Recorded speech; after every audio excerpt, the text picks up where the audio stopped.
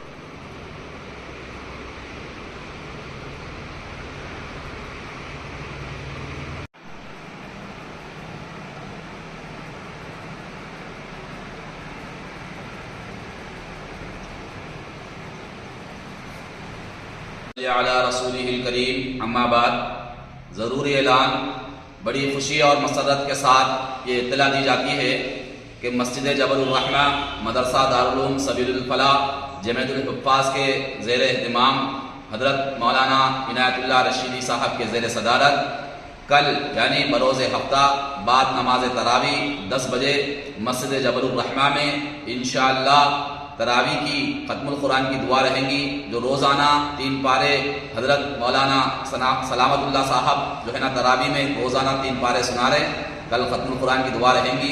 इस मौके पर मेहमान ख़ुसूसी हज़रत मौलाना मज़हरुल हक़ साहब तशरीफ़ ला रहे हैं और दीगर उलमाए कराम का भी खिताब होगा।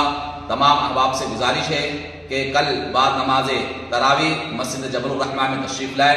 इसी तरीके से जमीयतुल हुफ़्फ़ाज़ के ज़ेर एहतिमाम एलेंदू और एलेंदू के अतनाफ़ में बहुत से जगहों पर अल्हम्दुलिल्लाह तरावी का अहतमाम किया गया है।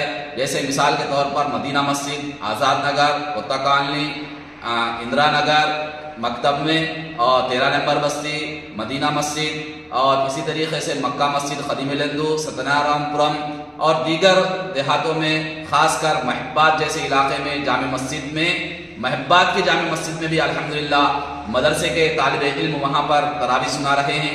मैं तमाम अहबाब से अदबन गुजारिश करता हूँ कि कल बाद नमाज तरावी मस्जिद जबरुर रहमा में तशरीफ़ लाए।